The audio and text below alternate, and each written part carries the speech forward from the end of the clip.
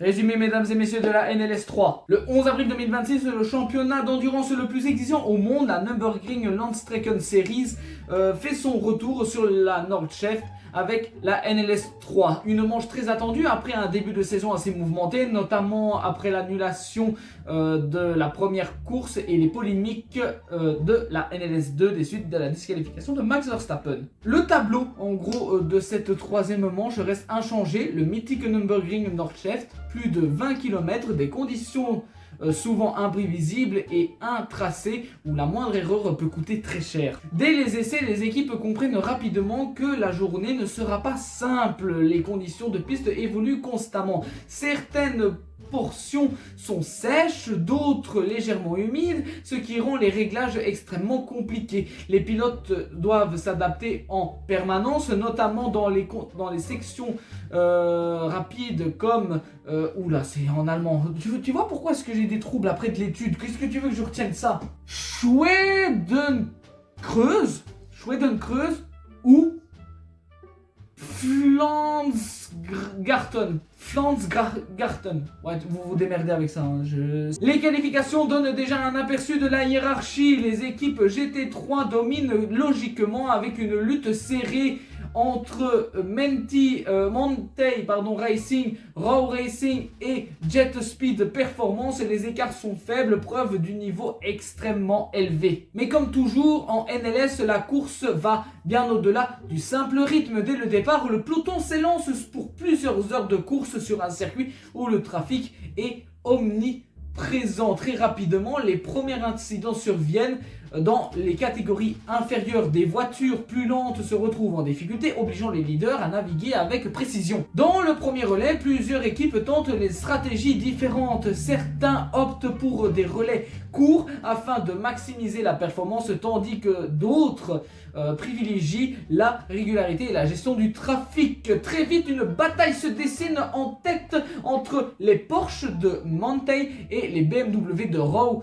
Racing. Les écarts restent malgré tout faibles, souvent inférieurs à quelques secondes malgré la longueur du circuit. Le premier moment clair intervient avec une neutralisation après un accident dans un secteur rapide. Une voiture sort violemment provoquant l'intervention des commissaires. Cette neutralisation redistribue les cartes. Certaines équipes profitent de cette occasion pour ravitailler et à la relance, le rythme s'intensifie encore. Les leaders attaquent fort, mais doivent toujours composer avec le trafic. Véritable juge de paix sur la Nordschleife, et au fil des heures, la régularité devient déterminante. Plusieurs équipes perdent du temps suite à de petites erreurs, un tête à queue, un dépassement mal négocié ou un arrêt au stand légèrement trop long.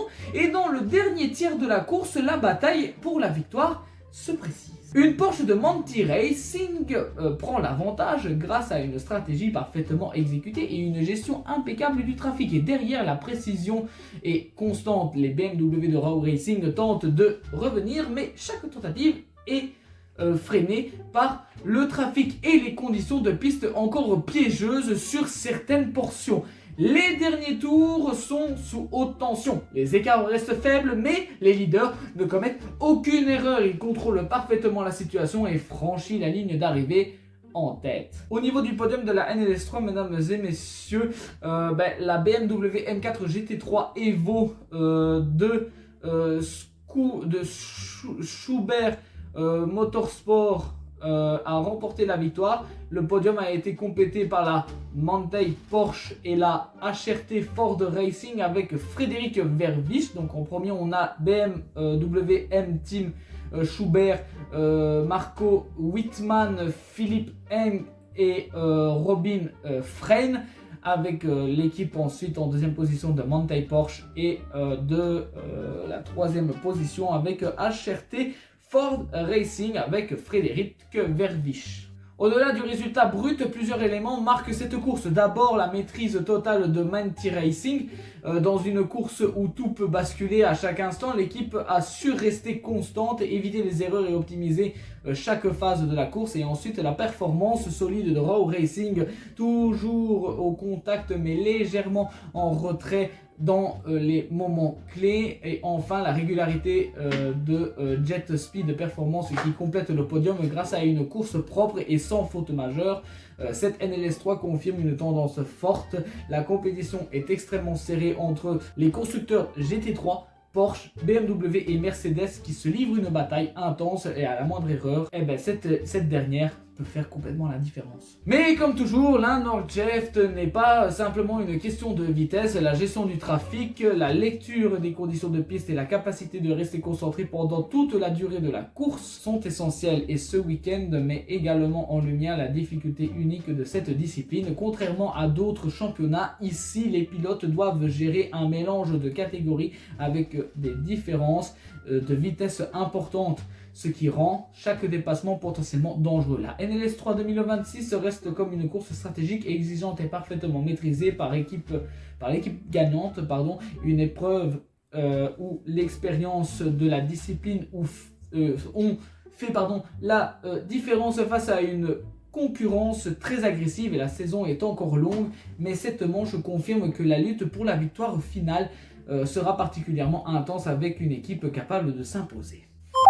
Mesdames et messieurs, on va s'attaquer au résumé de la NLS 4 et de la NLS 5. Vous savez, c'est les fameux 24 heures du Nürburgring. Les 18 et 19 avril, la Nürburgring Landstrecken Series vivait l'un des week-ends les plus marquants de son histoire récente avec l'enchaînement des NLS 4 et NLS 5 sur la mythique Nürburgring Nordshaft. Un week-end qui devait être intense sportivement, mais qui va tous basculer dans le drame dès les premières heures. Les samedis matins, les équipes arrivent avec une préparation particulière. Enchaîner 2 courses sur un circuit aussi exigeant impose une gestion parfaite du matériel, des pilotes et des stratégies. La Nordshaft, longue de plus de 20 km, ne pardonne rien. Chaque erreur peut avoir des conséquences immédiates. Les conditions de piste sont déjà piégeuses. Certaines portions sont encore humides, d'autres parfaitement sèches. Ce contraste complique énormément les choix des pneus. Chaque équipe opte pour la sécurité avec des gommes intermédiaires et d'autres prennent le pari des slicks et pour maximiser la performance sur les secteurs secs. Les qualifications de la NLS 4 confirment une hiérarchie attendue. Matei Racing place sa Porsche 911 GT3R aux avant-postes, suivi de près par Raw Racing et Jet Speed Performance. Les écarts sont minimes, preuve que la lutte reste serrée. Mais la Nordshaft, une course ne se gagne jamais en qualification. Tout se joue dans la gestion du trafic, la régularité et la capacité à éviter les pièges. Le départ de la NLS 4 est donné dans un peloton dense. Comme toujours, les premières minutes sont critiques. La voiture GT3 les voitures GT3 doivent rapidement se frayer un chemin parmi les catégories plus lentes. La visibilité est parfois réduite et les écarts de vitesse importants. Et très vite, tout bascule. Dans un secteur rapide du circuit, une zone déjà connue pour être extrêmement technique, un liquide est présent sur la piste. Invisible pour les pilotes arrivant à haute vitesse, il transforme l'adhérence en piège. Une première voiture part en aquaplaning. Derrière, les pilotes n'ont eu aucune marge de réaction. En quelques secondes, la situation dégénère en carambolage massif. 7 voitures sont impliquées, les impacts sont violents, les trajectoires incontrôlables et certaines voitures percutent les barrières. D'autres se retrouvent immobilisées en pleine piste. La direction de course réagit immédiatement. Double drapeau jaune puis neutralisation. Très rapidement, la décision est prise d'interrompre la course. Les secours arrivent sur place en urgence en vue du carambolage massif. L'intervention est rapide, mais la gravité de l'accident est évidente pour tous. Parmi les pilotes impliqués se trouvait Juha Miettinen, 66 ans, engagé sur une BMW 325i, pilote expérimenté habitué du Nordshaft. il est violemment touché dans l'accident. Malgré la prise en charge immédiate et un transfert rapide vers le centre médical du circuit, il succombera malheureusement de ses blessures. Dès que j'ai dit ça, il y a eu, je vous jure, c'est pas voulu. Hein. Il n'y a pas d'effet au montage, rien du tout. J'ai juste eu un éclair de soleil. Voilà, comme ça là, ici, tu vois. Je sais pas pourquoi est-ce que ça fait ça. Est-ce que je peux faire cette blague-là?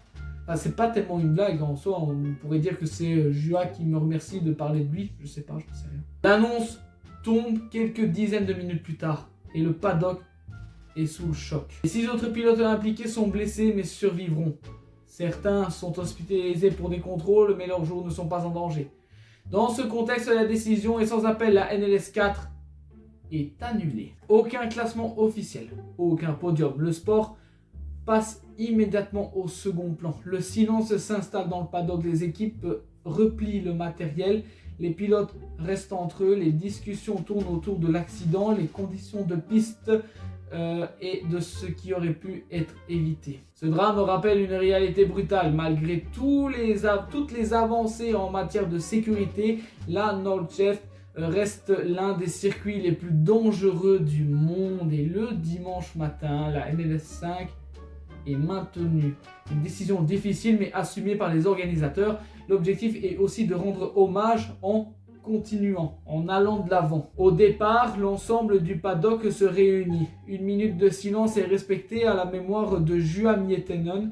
L'émotion est palpable, même les pilotes les expérimentés sont marqués. Excusez-moi, même quand je dois parler de ça, j'ai de la dyslexie. Quand les moteurs se rallument, l'atmosphère est différente, le respect domine, le départ est donné dans un calme relatif, les pilotes adoptent une approche plus prudente, notamment dans les zones rapides. Personne ne veut revivre un tel scénario. Très rapidement, la course se structure. Les GT3 de tête prennent les commandes. Manthey Racing impose un rythme solide, mais sans excès. Raw Racing reste au contact, tandis que Jet Speed Performance adopte une stratégie plus conservatrice.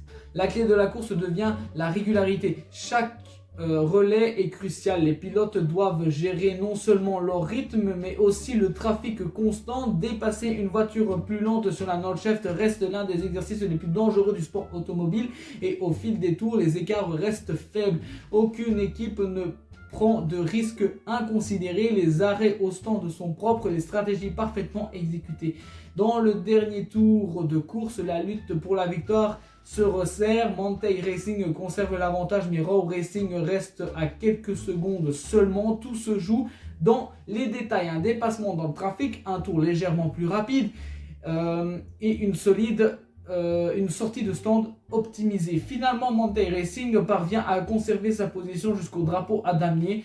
Et voici le podium de la NLS 5. En première position, on a eu une BMW. En deuxième position, on a eu une Porsche. Et en troisième, on a eu une Ford. Et du coup, les écarts sont révélateurs du niveau de compétition très serré entre deux premiers. Plus marqué ensuite, preuve de la régularité a primé sur la pure performance. Mais encore une fois, le résultat passe au second plan. Ce week-end reste marqué par le décès de Jua Miettinen. Il relance immédiatement les débats sur plusieurs points. La gestion des conditions de piste, la détection des fluides sur le tracé et la complexité du trafic multicatégorie sur la Nordschleife. Certaines voix s'élèvent pour demander des protocoles encore plus stricts en cas de conditions mixtes. D'autres rappellent que la Nordschleife fait partie de l'ADN de l'endurance avec des risques inhérents. La FIA et les instances locales commencent à analyser les circonstances exactes de l'accident. L'objectif est clair, comprendre pour éviter que cela se reproduise. Sportivement, ce week-end confirme une chose, une hiérarchie est extrêmement serrée entre Porsche, BMW et Mercedes. Mais la performance pure ne suffit pas. Sur la Nordschleife, c'est la discipline, la gestion et l'intelligence de course qui font la différence. Humainement parlant, l'impact est bien beaucoup plus profond. Les pilotes repartent avec une conscience encore plus forte des risques. Les équipes, elles, savent que chaque décision peut avoir des conséquences majeures. Et ce week-end des NLS 4 et 5 2026 resteront comme un tournant. Pas pour ses résultats, mais pour ce qu'il s'est rappelé, mais pour ce qu'il a rappelé à tout le monde sur un circuit comme la Nordschleife, le danger fait partie intégrante de la compétition. Ça me rappelle vraiment la fois où il y a eu deux mecs qui étaient sur le Nürburgring, etc. Et ils ont fait avec Porsche et BMW, avec leur véhicule perso. Hein. Ils ont voulu jouer et à un moment donné, ils ont percuté et ça a fini dans la barrière, ça a explosé, machin, enfin, hyper dangereux. Donc voilà mesdames et messieurs, ceci était un résumé de la NLS 4 et de la NLS 5. Mes pensées vont bien évidemment, même s'ils ne vont pas regarder la vidéo, mais forcément mes condoléances aux proches de Juha Miettinen pour ce drame qui aurait pu être évité.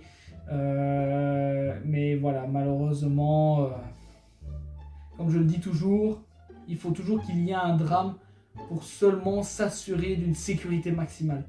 C'est un peu comme Maru. Maru, c'est littéralement qualifié comme étant le circuit de Spa-Francorchamps parce que ça roule à foison. C'est en agglomération limitée à 50. Et ben là, je ne sais pas si vous l'avez entendu, mais là, ici, on vient d'avoir une moto qui vient encore de passer à vive allure.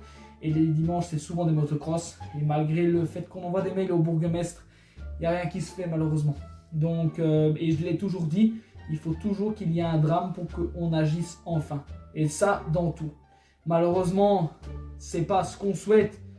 On aimerait que justement, dès qu'on organise un truc comme ça, on est sûr et certain que toutes les conditions sont réunies niveau sécurité. Mais là maintenant, j'espère que ce drame-là permettra justement le pousser et l'avancée de l'évolution de détection de fluides pour éviter que ce genre de drame se reproduise. J'espère que cette vidéo vous aura plu en tout cas. Merci d'avoir regardé. Une pensée encore une fois vient à la famille de Juha Miettinen. Sur ce, c'était Cartafa 17. Over.